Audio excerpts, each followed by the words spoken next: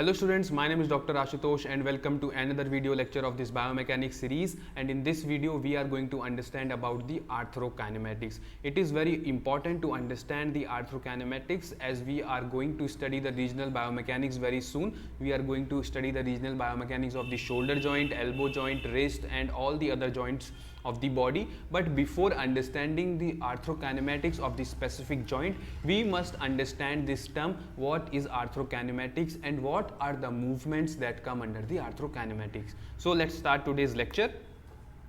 First of all, let me describe the word arthrokinematics for you.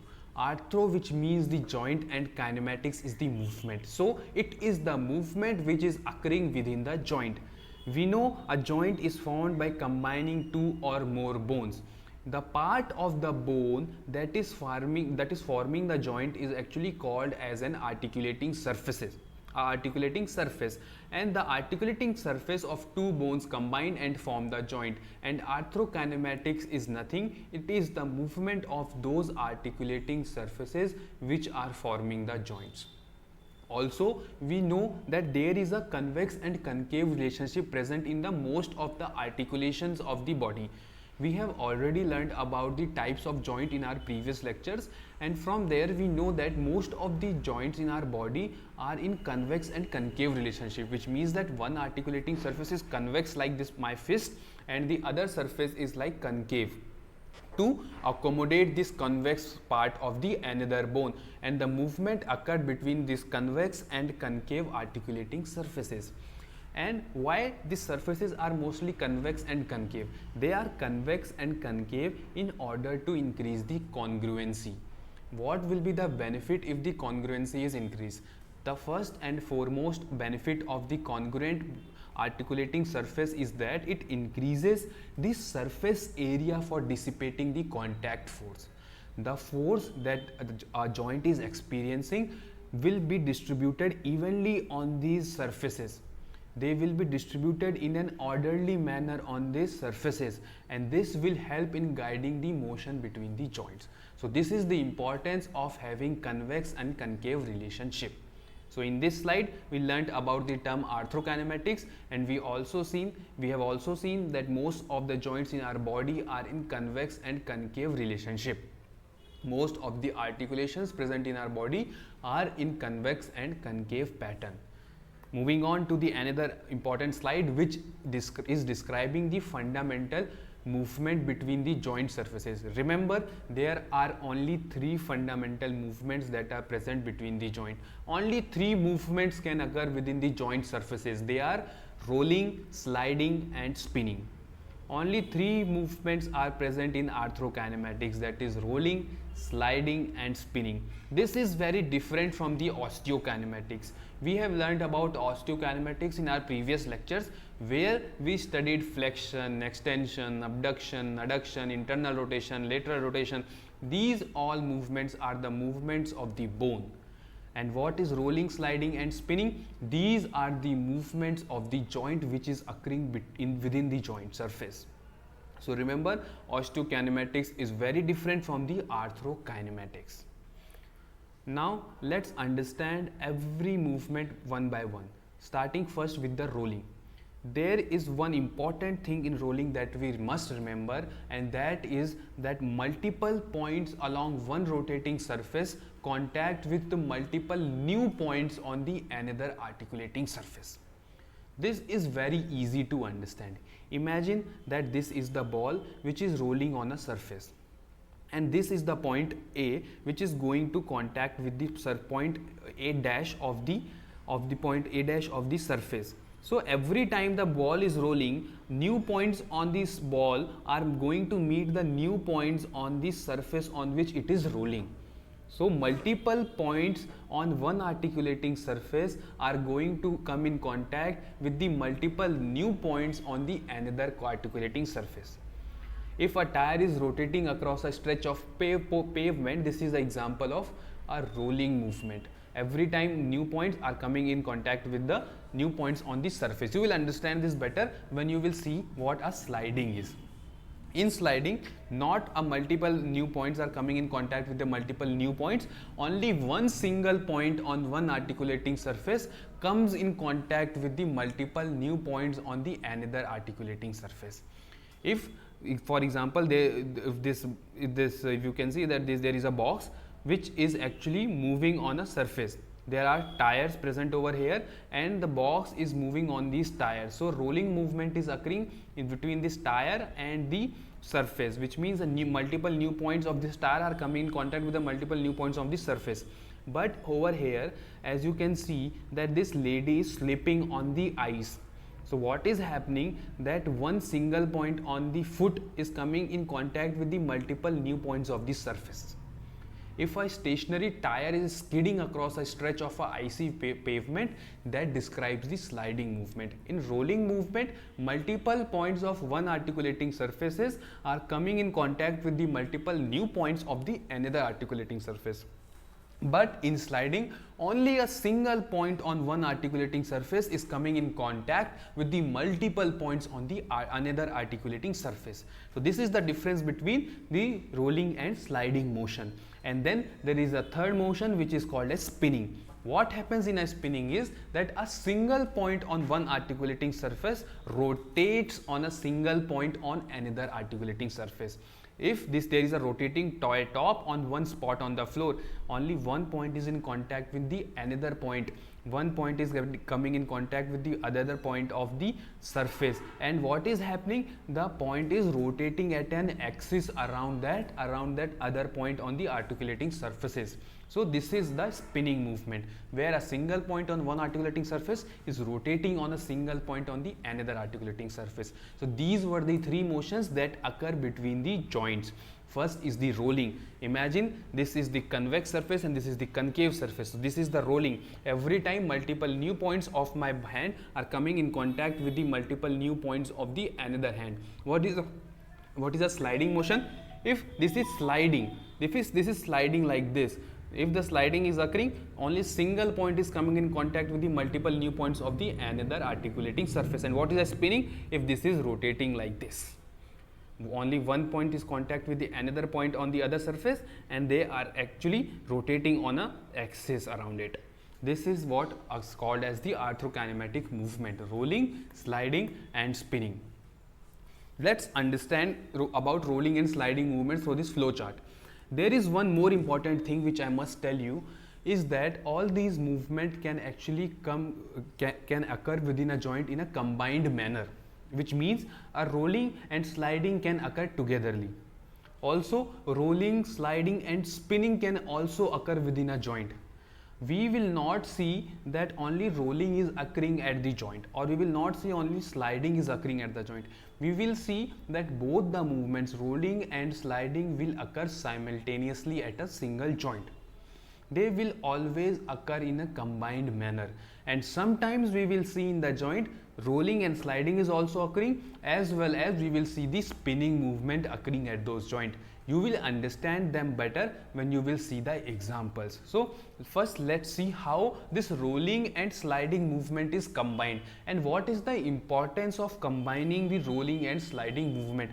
Please listen this very carefully. This is a very important topic to understand, that why rolling and sliding movements are occurring togetherly in a combined manner. First of all, we know that the primary way that a bone rotates through a space is by rolling of its articulating surface against another surface. So this is a concave surface and this is a convex surface. So convex surface is rolling on a concave surface. As you can see in this diagram also, there is a rolling occurring on this. This is a humerus head which is convex, and this is a concave glenoid cavity, and this convex surface is moving.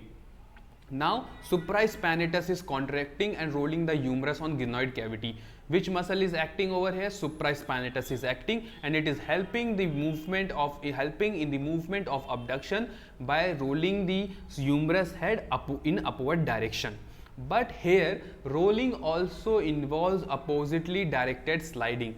Rolling is occurring as well as sliding is also occurring in the opposite direction. If rolling, as you can see, rolling is occurring in superior direction because the bone is moving in the superior direction.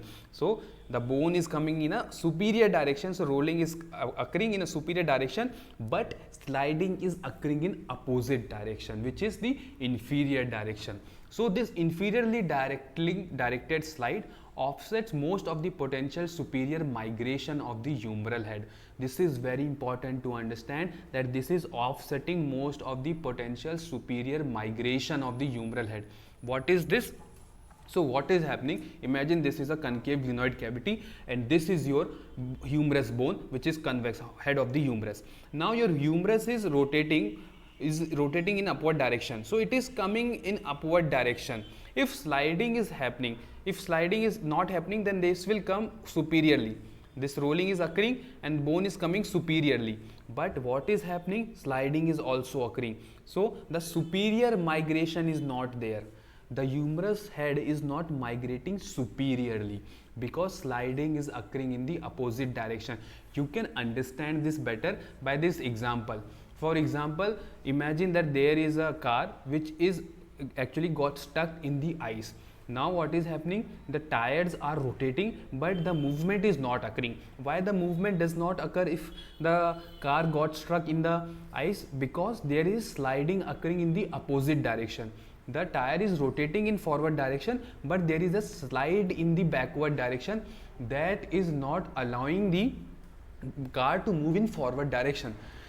This is the same thing which is occurring over here. What is happening? This rolling is occurring and sliding is occurring in opposite direction, so that superior migration does not take place. If superior migration is not taking place, then this supraspinatus muscle will not impinge. If sliding will not be there, then this head will be migrated superiorly and you will see that subacromial bursa and your supraspinatus muscle will get stuck between this acromion process and head of the humerus, and then they will cause the inflammation, they will cause the pain. But if in a normal joint, what is happening? Rolling is occurring and also sliding is occurring in opposite direction. So this superior migration has been lessened. Now your subacromial bursa and supraspinatus muscle will not get struck, or it will not get impinged between the head of the humerus and acromion. This is the importance of having the rolling and sliding mechanism. If the sliding is present in a joint, it is actually counterbalancing the rolling movement by preventing the migration of the joint in another direction. So what is the pathology that you will see without proper sliding in the shoulder joint? It will be the impingement that will occur. So I hope this is clear with you, what a rolling sliding movement is and how they occurs in a combined fashion. Now let's understand about spinning by this example. Another primary way that the bone rotates is by spinning of its articulating surface against the articulating surface of the another bone. This is the example that we see in the pronation and supination movement of our forearm. So in pronation and supination movement, this radius is actually spinning over this capitulum, which is the part of the humerus, and the spinning is occurring, which means the one point is in contact with the another point on the humerus and there is a rotation around an axis. So this is the example of spinning movement that you can see within our body, which is the pronation and supination movement of the forearm. Motion often combines rolling, sliding and spin arthrokinematics. So now till now we have studied about rolling, sliding, also about the spinning. Then we saw how rolling and sliding is combined. Now we are going to understand how rolling, sliding and spinning arthrokinematics is combined. What happens? There is a one very interesting phenomena that occurs while there is a knee flexion and extension. What happens? Femur spins internally slightly as the femoral condyle rolls and slides relative to the fixed tibia. If the tibia is fixed and the movement is occurring only on the femur bone, fine. So what happens in the femur? Your medial epicondyle is actually bigger than your lateral condyle. Medial condyle is bigger than your lateral condyle. For example, this is your medial condyle. This is bigger than the lateral condyle. What will happen when the extension will occur? When the extension will occur, you can see this is the extension. Now the lateral condyle is, as the lateral condyle is smaller, your femur will internally rotate. Now femur has to spin internally as the femoral condyle rolls and slides. Because this is shorter, so the movement cannot occur on the lateral condyle. It will be moving into the internal rotation. The femur will be internally rotated as the femoral condyle is larger and to accommodate the movement. Then in flexion movement there will be an again external rotation, and then flexion will occur. So this is how rolling, sliding and spinning arthrokinematics is combined. We will understand it in a very deep manner when we will study about the screw home mechanism in the knee joint. But before that, please understand this thing that rolling and sliding can occur in a combined manner. Also rolling, sliding and spinning can occur in a combined manner. This is occurring in the knee joint, in which femur is spinning internally as the femoral condyle rolls and slides related to the fixed tibia. This occurs because the medial condyle is larger than the lateral condyle. Now, one very important topic of today's lecture is convex and concave rule. It is very important to understand the convex and concave rule, first to understand the biomechanics and another to understand the mobilization technique. If you want to give a mobilization of a certain joint, then you must know about its arthrokinematics. What is the direction of rolling, what will be the direction of sliding, in order to determine your direction of the glide that you are going to give within that joint. So we know that what is a concave surface? It is a hollowed or rounded inward. And what is a convex surface? It is curved outwards. Over here you can see this is a convex surface and this is a concave surface. What convex concave rule says is that if the moving joint surface is convex, if the moving surface is convex, over here you can see this is the convex surface which is moving and concave surface is stable, then the rolling and sliding will occur in the opposite direction. This is the direction of the rolling and this is the direction of the sliding. This will occur in opposite direction. But if the moving surface is concave, then this rolling and sliding will occur in the same direction. This is the difference between the arthrokinematics when the convex surface is moving and in the another case concave surface is moving. So if convex is moving, then rolling and sliding will occur in opposite direction. As you have seen when the humerus was moving, then the rolling and sliding was occurring in the opposite direction. How will you understand this thing? So for understanding, let's do some practical thing in which you have to make a point at your knuckles like this. Make a point at your knuckles like this. Now what you are going to do is, this is a concave surface. Okay, let me make it over here.